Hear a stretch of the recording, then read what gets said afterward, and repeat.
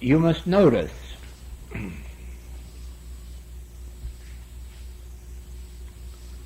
continuing from where we left off, that is the reason for our meditations, that very eye. Because the moment I meditate, where am I going? And what am I going for? I'm going to make conscious contact with I.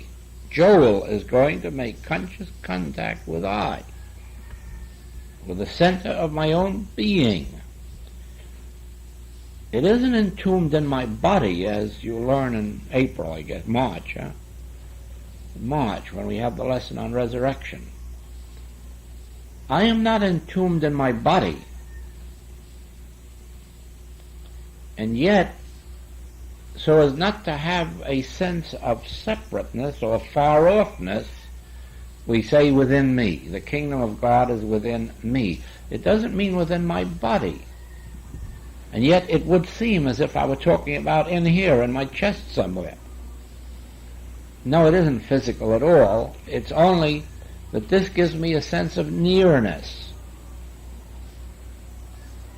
Otherwise I'd be looking out into blank space. And so when I meditate, I go within, and not within my body, but within my soul. That's the word, soul. I go within my own soul, because it's my soul that is I. That's my real identity. I am soul. That's why the soul looks out through the eye, and you can see it. I am soul. The real part of me is soul. It's the very Spirit of God, the soul of God. And I turn within, and I contact it, my own soul, the I that I am. And then out of it comes the words that I need, or the treatment that I need, or the dollars that I need, or the guidance, or the direction, or whatever it is. Now, actually what happens when I go within to that I is merely the realization. I, closer to me than breathing, nearer than hands and feet, the embodiment of all God, of all good, of all being. And then I take no thought for my life, what I shall eat, what I shall drink, wherewithal I shall be clothed, and in its due order everything appears that is necessary to appear, whether it's a typewriter or a tape recorder or a ticket to Europe. You see that?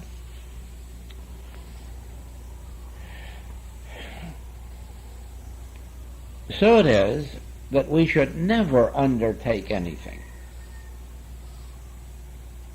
not even eating breakfast in the morning, until we have had that inner contact with our own withinness. And certainly we should never embark on any activity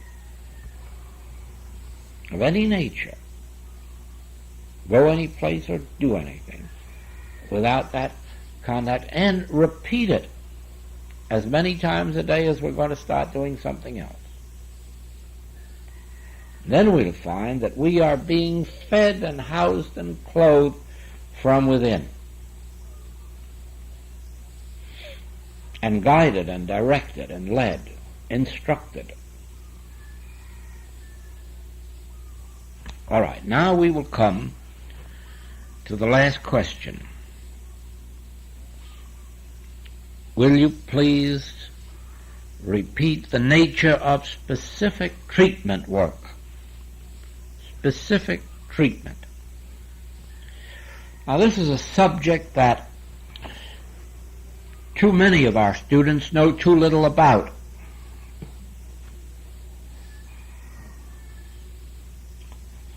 And it is probably one of the most important subjects that's included in all of the Infinite Way teaching. Because everything that takes place in our experience has to take place through our own consciousness. You can't live outside of your own consciousness. You can't even die outside of your own consciousness. Anything that transpires in your experience, you wouldn't even know about if you weren't conscious of it, and you wouldn't be conscious of it if it weren't an activity of your consciousness. So that everything from birth to death, and before birth and after death, is an activity of your consciousness, and will be in proportion to your consciousness or your conscious awareness of any particular subject. So that it is safe to say that no treatment you can give will be any better than your knowledge of treatment.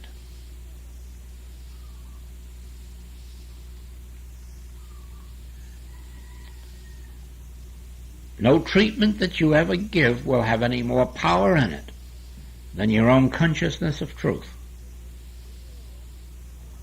Because all a treatment is your consciousness of truth.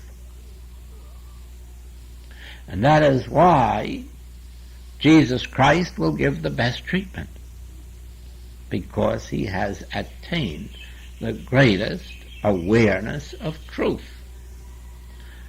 And maybe John will give the next best treatment.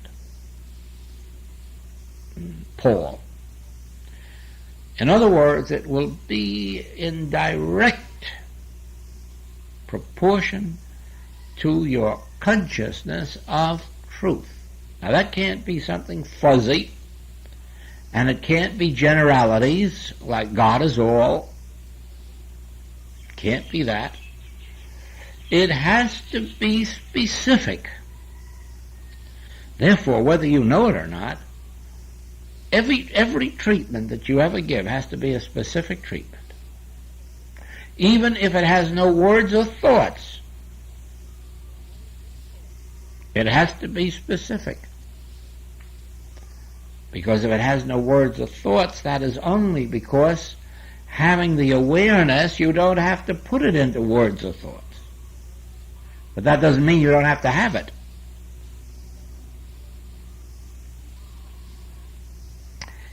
You say, how much is 12 times 12? I don't have to think or say 144. Except if I have to impart it to you. But I mean, for my own sake, I don't either have to think it or feel it, because I know it. So why do I have to think the numbers 144? Or why do I have to say them? I don't have to. But if I don't have the knowledge of 144, then I don't have the answer, and I'm in trouble. Now let us see how that operates in practical experience.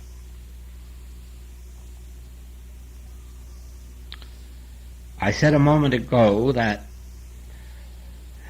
in our highest spiritual realizations we need no words or thoughts, and that if you called upon me for help, I would not have to think a thought or declare a truth, but be a perfect vacuum. Now why would that be? Why and how could that be accomplished? Because I know that I am. And if I am, thou art. And all that I am, thou art. But I know that. I know it through all these years of demonstration. So why do I have to think it now or declare it now? That truth is embodied in my consciousness. And the minute you hit me with 2 times 2 is 5, I don't have to say anything, I only have to smile. And I don't have to think 4. Do you see that? A smile's enough. That means that you're not fooling me. Because I know it's 4. All right, but now, as students, we do not know 4. So we're going to have to put down a 2 and a 2, and then do a little adding up, and thinking about it, and repeating it, and affirming it, and then finally write down, 4. Well, so it is when we are called upon for help. In the beginning, we will assume that you ask for help and say nothing further.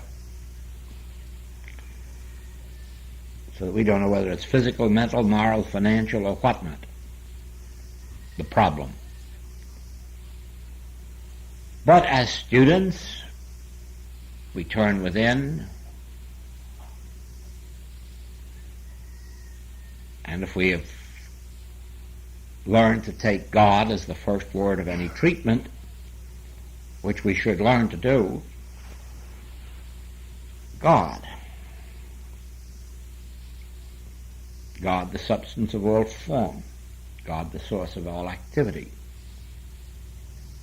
God, essence, substance. Yes. All health, all action, all harmony, all supply is in cause, not effect.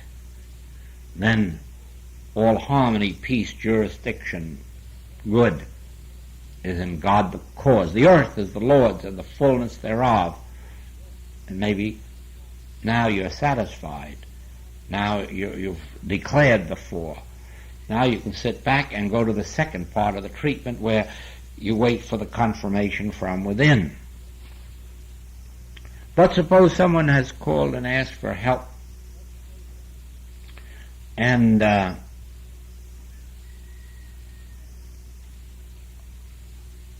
they have mentioned that this is a physical disease. Might even have mentioned the name. All right? They may even have mentioned that it's flu, grip, one of these winter diseases, germ diseases, contagious diseases. And then you start with God, and you come to realize that every quality and activity emanates from God. So if there were such a thing as infection and contagion in the world, it would have to emanate from God. God would have to be the infector. What is it that would emanate from God as an infection or a contagion? But the qualities of God: life, truth, love. And then all the children of God would be infected with the qualities of God, and these would be contagious.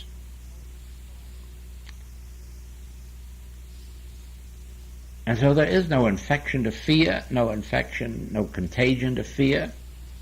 For all of this operates in the spiritual realm, in the realm of good.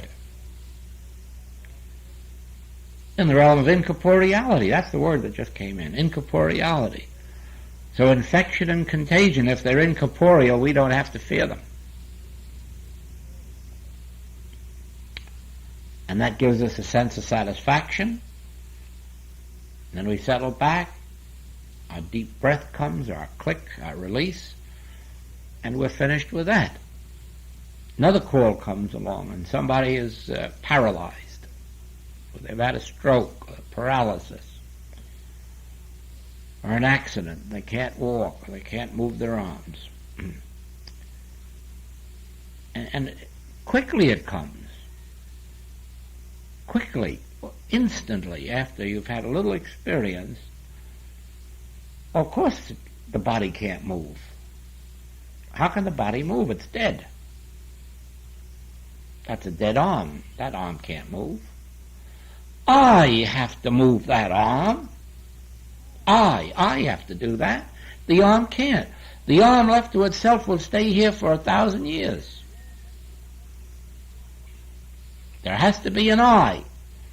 Oh yes, but I is God. Well, then God is no respecter of persons. Well, then there's nobody's body that can't be a body. There's nobody's body that can't be a right body. For I is the source, substance, and activity of body. I is the activity and the being of body. I is the only law unto body. And there you're at peace again. Now you get calm, you wait, you get your click or your deep breath, and you're free. Next call. Somebody's having financial trouble. It doesn't make a difference why or how. It could be unemployment. It could be their money tied up in property. It could be any kind of economic trouble. It makes no difference what it is. You'll pretty soon find that almost instantly you'll come to you, the earth is the Lord's and the fullness thereof. Certainly you haven't got any. Nobody else has any either. The earth is the Lord's and the fullness thereof. Ah, but son, all that I have is thine. Well, was that addressed to one son? Well, no, that's been the infamy of religion. The belief that God spoke that only to one person. God couldn't be a respecter of persons. That couldn't have been addressed to a person. That had to be addressed universally to the children of God. God is the same yesterday, today, and forever. Therefore, the same as he was to Jesus Christ, he must be today to you and to me. The earth is the Lord's and the fullness thereof. All supply belongs to God. And son, all that I have is thine. And that's a universal truth. And again, you go into your silence, you get your peace, your quiet, your click, you're through with that. All of this you see is specific.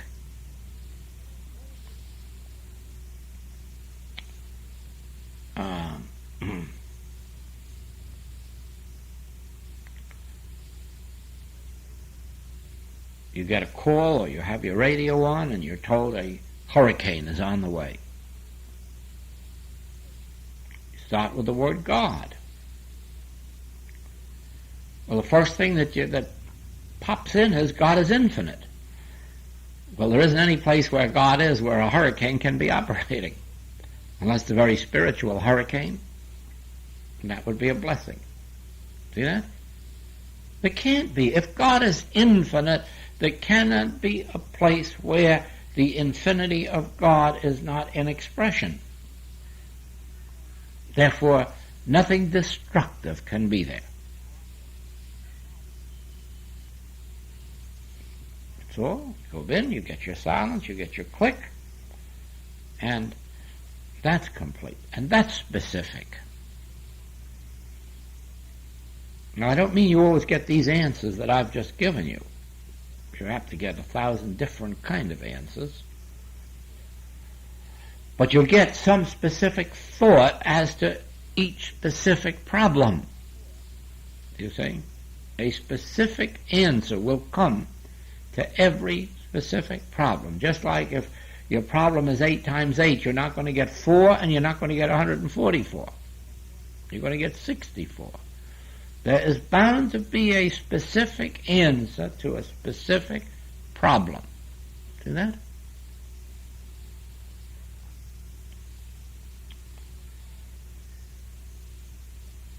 It is only when you have gone through that 10,000 times that you finally arrive at a place where it isn't necessary anymore. Because you know that all. I mean, that's so established in you that you don't have to sit down consciously thinking it up. See that? You know it. It's established. It's what you already are. It already constitutes your being.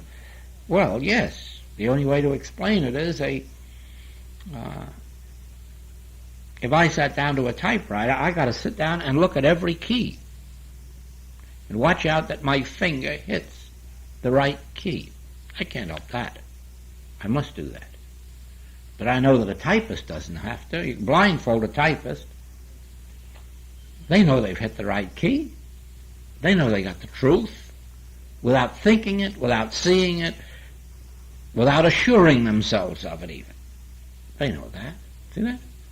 Same with piano. What kind of a pianist would it be that would look at a keyboard? My kind. Okay? But not a pianist. A pianist, he knows those fingers automatically hit the right place, the right spot, the right thing. And so it is with this. After you've done this 10,000 times, after you've handled enough colds, flu, grip, pneumonia, consumption, after you've handled enough of these things, you know them so thoroughly that when somebody says that, you smile. It seems ridiculous. It seems ridiculous. You hear somebody say, well, these are very bad times. And then you almost laugh out loud because you've watched so many millionaires being made during these very bad times. And then you'll hear somebody say, oh, well, these are unusually good times, boom times. And right down the street are families that can't make ends meet. And you laugh at all those things. Do you see what I mean? Because you know that the times are in his hands. There's no such thing as good times or bad times. There's either God times or those who are living without God. And so it is. It gets to a point of discord being plumb ridiculous.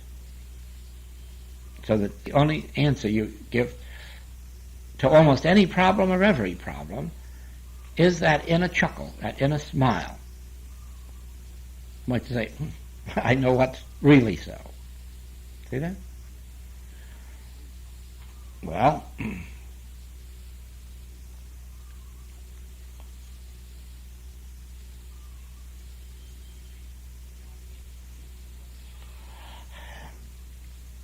you never give a treatment to Mrs. Jones or Smith or Brown or a Mr. You never give a treatment to an old lady or an old gentleman or a baby. You don't give that kind of treatment. And the reason for that is something that no religion recognizes outside of the infinite way.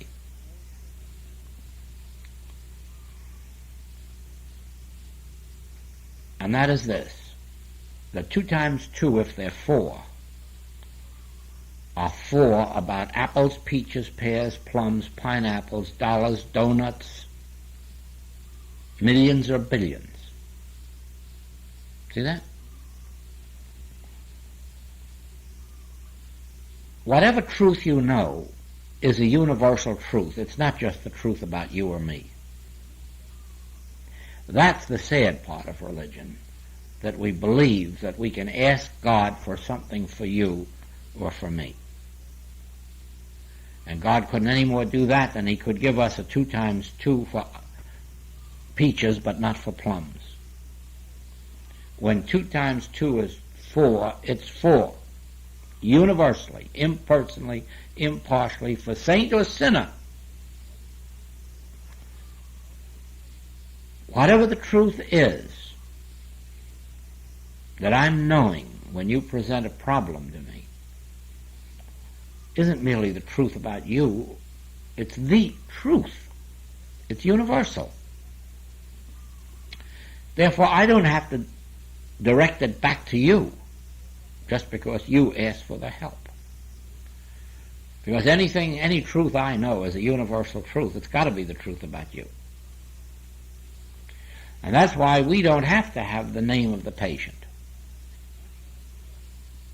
We don't have to even be told whether it's a cat or a dog or a human being. Because any truth that we know is truth. Now, the less experience we have with healing work, probably the more we should know about the claim, because the more specific we'd have to be in answering it. in treating on it.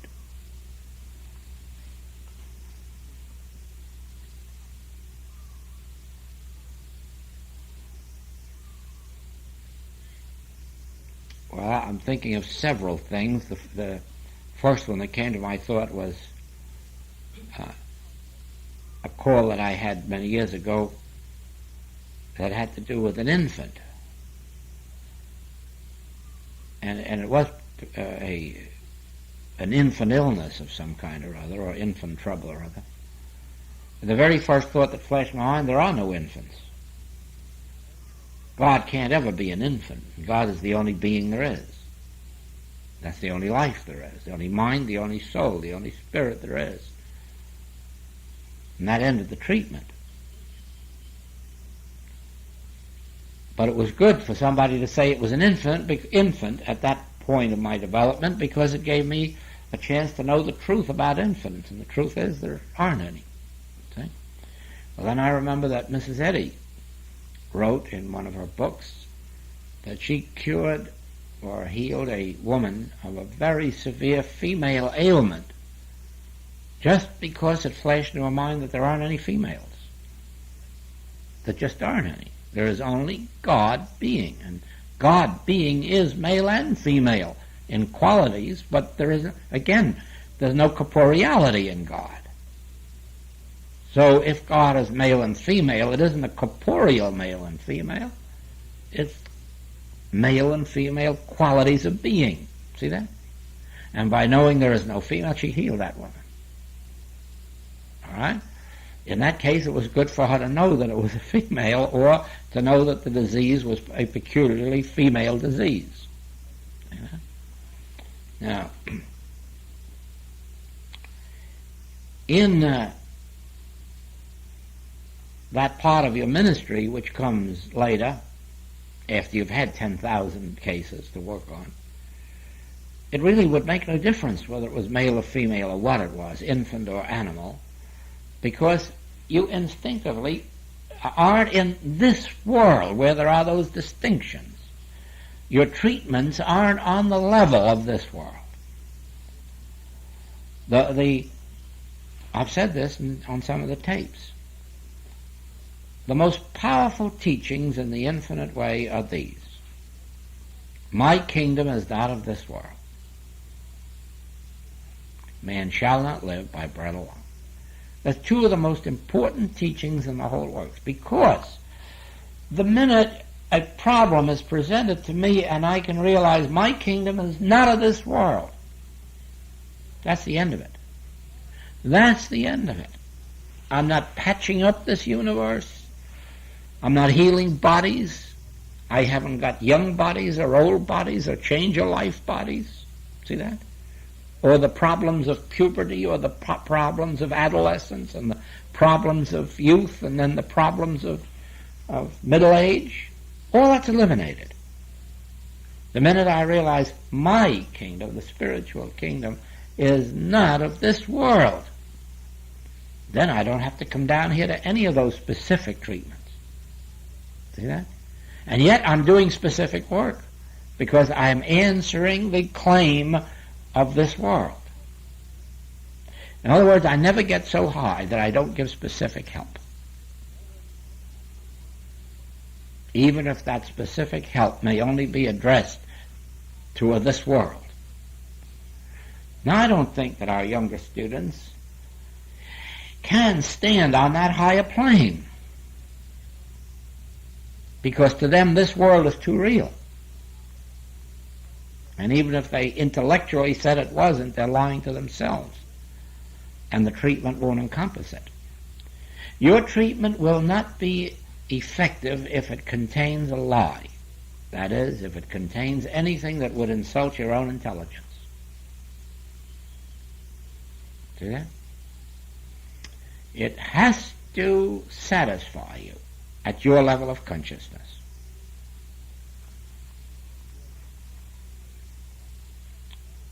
Therefore, be as specific as you find necessary in your treatments.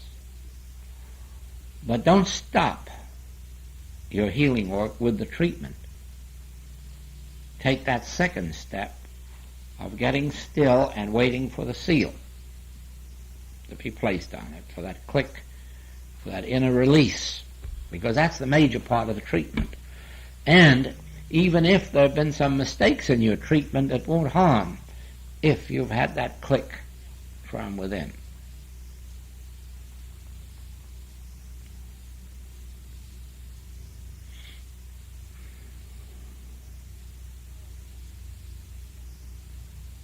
You see, when you undertake a ministry like healing, and I do not necessarily mean setting yourself up in an office as a practitioner, but I mean just as you are now in your home, people will ask you questions on any and every subject that concerns their everyday living. And you have to have a specific answer. I suppose that I know there isn't a week of the year that someone doesn't ask me, should they leave their church or should they join a church? And I have to have a specific answer. I can't generalize and say God is love. There has to be a specific answer. You see that? And the specific answer is, fulfill yourself at your present level. And if you feel a need for church, by all means have it. Should you leave church? No. Not until it is so definitely established in you that you should, that you don't even ask the question. You just do it. As long as you ask the question, you're not ready for it. Yeah? That's a specific answer. You don't leave them up in the air. Give them a specific answer.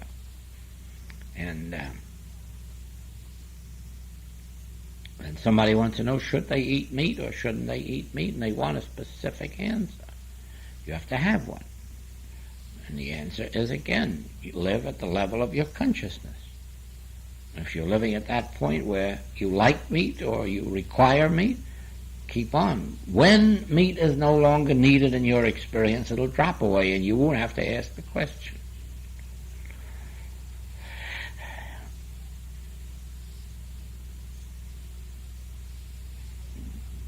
There are a million questions that'll be thrown to you, each one requiring a specific answer. What do you know about Immaculate Conception? What do you know about resurrection? What do you know about ascension? What do you know about immortality? What do you know about the identity of God? What do you know about the nature of God? What do you know about the nature of prayer? If you can't be specific in answering those things, you not only can't teach them, but you can't even give a good treatment. Because a treatment is a concrete, specific knowing of the truth. Ye shall know the truth, and the truth shall make you free. How are you going to know it if you don't know it? You can't get away by saying God is love. They're trying that out in what they call the absolute.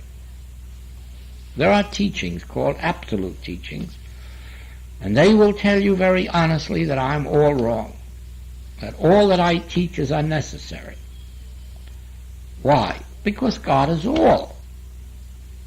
Well, I don't deny that God is all, but I deny that the allness of God is going to do very much for you until you know the truth. And it's got to be specific truth. You have to know that you don't live because you have a heart, but that your heart is beating because you're living. In other words, you beat the heart. The heart doesn't live you. You don't live by organs and functions of your body. Your organs and functions of your body operate because of I. I govern the heart. I govern what we call the liver, lungs, whatever it may be. These functions function because of I. But wouldn't it be terrible to say that I live because of them? Then that means when something happens to them, I'm gone. No, not at all. Not at all.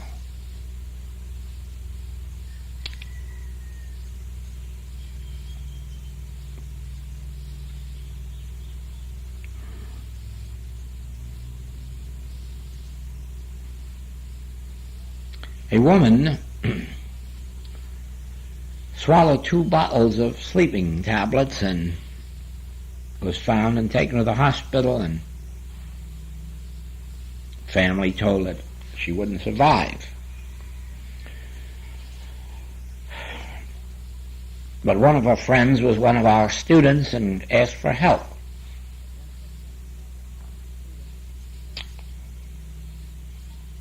And the next day was, well, within 1 hour, fell into a natural sleep, and the next day was up and all right. But I want you to see that it was our work that did that. And here's the proof. This woman called that friend from the hospital and said, I must know what it is that did this to me. Now, she hadn't been told that anybody had done anything for her beyond the medical help she was getting, but she knew. This acted on her body. This truth acted on her body through her mind, because her mind knew that her body was being acted upon.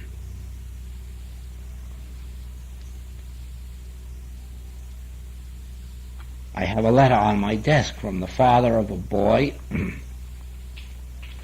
couldn't talk. And last week he talked. And what do you think his first words were? Who prayed for me? A child, 11 years old. Who prayed for me? Those were his first words. Okay? Truth acted on that body. The body doesn't act on the boy. See that? It's the truth that acts on the body. And so it is. Your heart doesn't act on you.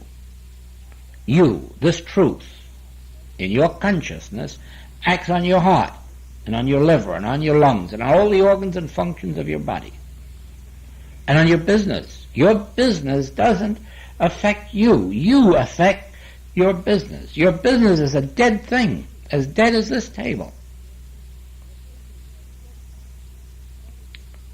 And so this fellow's business fails and this one prospers. It must be the man acting on his business. See that? So it is with us. Truth entertained in your consciousness becomes a law unto your body, unto your business, unto everything. See that?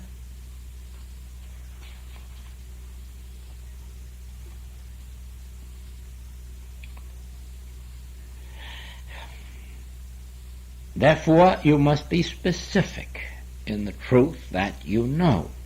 But that doesn't mean that every time you get a call that you have to have some specific truth, because gradually it gets so ingrained into you that there's no answer. You just smile or shrug your shoulders, and that's it. But only because in the back of it you do know the truth. You have been through the years of study, and you do know that the body cannot walk. I must walk. And these here just reflect or express I. It's because you know that strength isn't in the muscles. Strength is in the spirit, and it uses the muscles.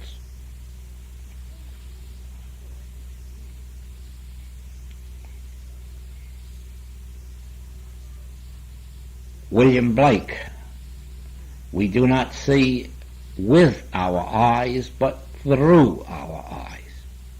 There is a we that functions through the body. There is an I, a me, that functions through the body. But the body isn't me. No. The body is an instrument given to me. And I have dominion over it. Oh yes, but that's knowing the truth. And so every time a claim of body comes, there is a truth to be known. Every time a claim of organs or functions comes, there is a truth. Every time a claim of business comes, there is a truth. Every time a claim of weather or climate comes, there is a truth. And you are always knowing these specific truths. It's true that when you're all said and done, it'll all amount to God is all. But at least you'll know it by that time. After you've known these 10,000 cases, you'll then know that these truths are really true and that God is all. But you'll know what it means that God is all. It means that God functions my body, God functions my business, God functions my home, God functions my supply. That's what God is all means. God is the essence, the substance, the activity, the law, and the cause. That's what it means, God is all. But God is all is meaningless until you know all that God is.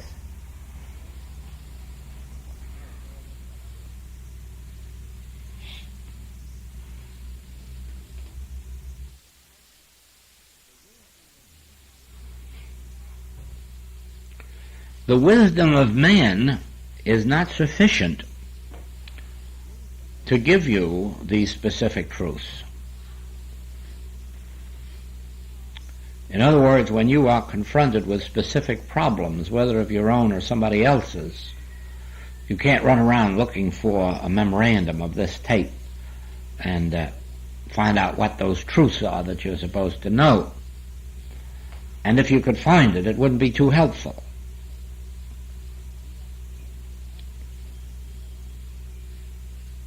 You are to learn these truths the same way I learned them. I'm not trying to teach you what truth to know, but how to learn truth.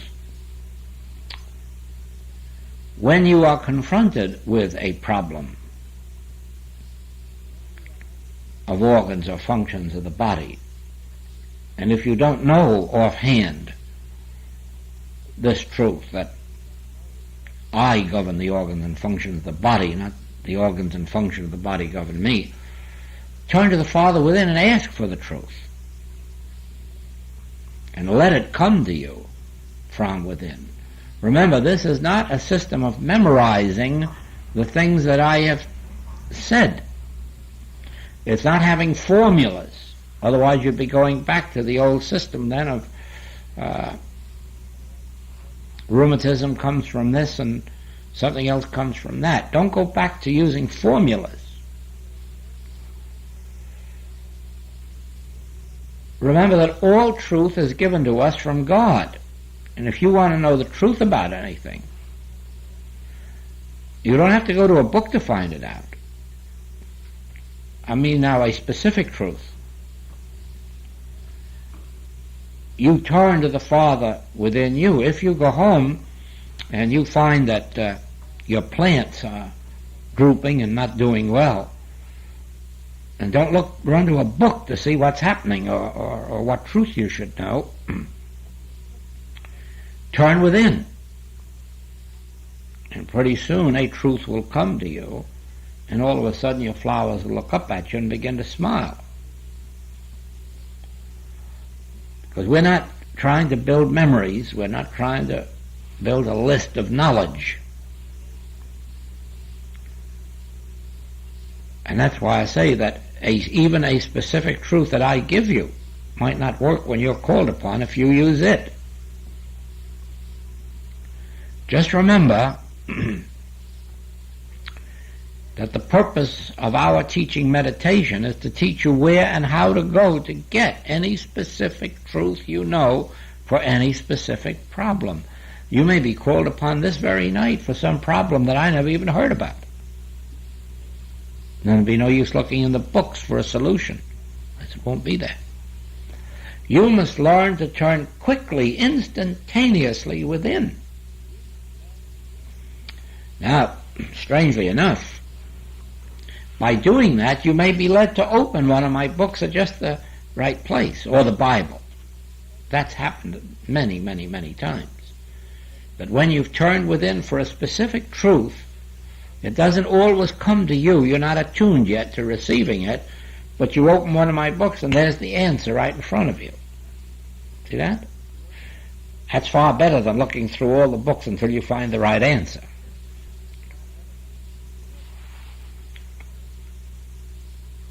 There is a specific truth for every problem that ever existed.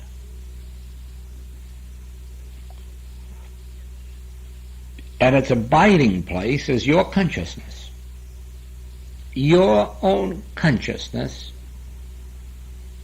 is where every bit of truth is, because I am the truth. I embody the truth, all of it, not a little of it, all of it. And you have to learn to go within and you get it. That's how the book Spiritual Interpretation of Scripture came into being. The students that came to me first wanted to know something about the Bible, and I didn't know enough to teach them. And so each week before the lesson, I just turned within and said, Father, what do you want the students to have? And then each time when I opened the Bible, there was a story and the definition of it, or the interpretation of it. And that went on for 60 weeks. Each week, a whole new lesson unfolded that I never knew before. There it was, given to me from within. And so it is. Every class has come that way. Not knowing when I went to the platform what it was going to be like. Did we dream at all in London this time that the London open classes were going to be as wonderful as they've turned out to be? No, I don't think you... It didn't seem, did it? No, not at first. No. And look how they have turned out. Huh? I had to have that 5 number. There you are. And Mrs. Huntington was right there through every bit of that work. The London Open work, the London Advanced work, every bit of the work, she was right there in that work. But we didn't dream what was going on, did we? It didn't, no, especially in the beginning. No. It was very rough in the beginning, wasn't it? It was tough going. Yeah, it was tough going, yeah. It really was, do you see? And so it is, we don't know when we go within whether we're going to get the pearl of great price or just a cultured pearl, you know. And sometimes when we don't dream that anything worthwhile is coming through, that's when the real pearls come through. And so it is, when we're called on for help, we really get the gems that constitute the rest of our lives. And we get it in just that way. The kingdom of God is within you. There isn't anything that you could go within for that you wouldn't find within yourself. If our students learn that, and learn that the whole object of this is to have them get the answers from within, then they'll find that they'll get a specific truth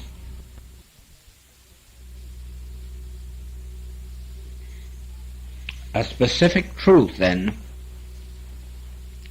with which to meet every problem. There is a specific truth about every problem. There is a definite truth about every problem. And as we learn to use our meditation for the solution of problems, we will find that through the meditation we get the specific answer or specific truth necessary to meet every specific problem.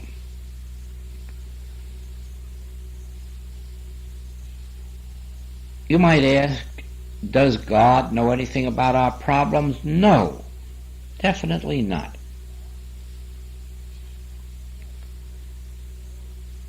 But when we go within with a question,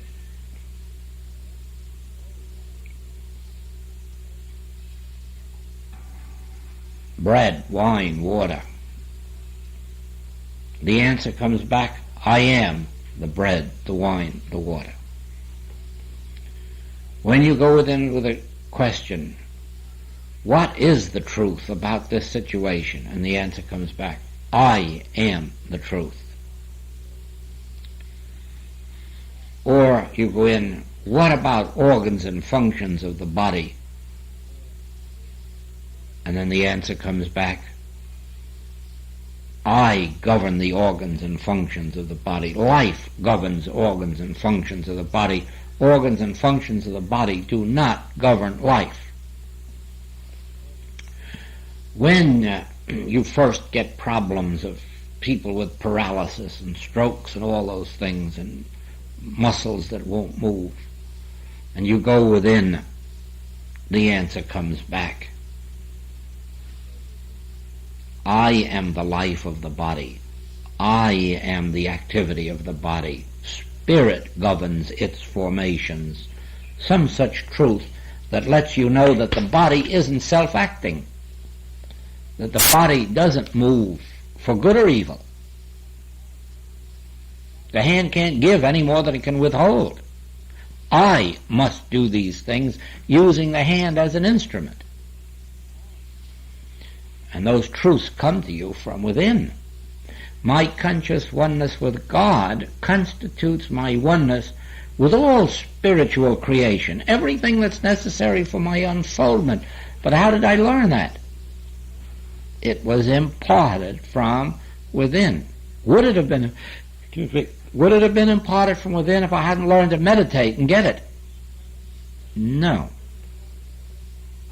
And so it is that every meditation brings forth whatever it is that I need to know at any moment. You see? And so it is.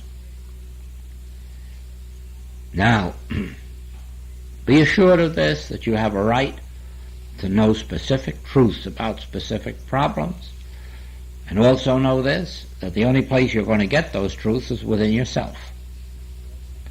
Because if I gave to you even a list of them, they would do you no good when you go to use them, because they would just be mentally perceived, mentally known truths, not spiritually discerned ones. And it's the spiritually discerned truths that meet your need. It isn't the word that I would write down on paper for you that is power.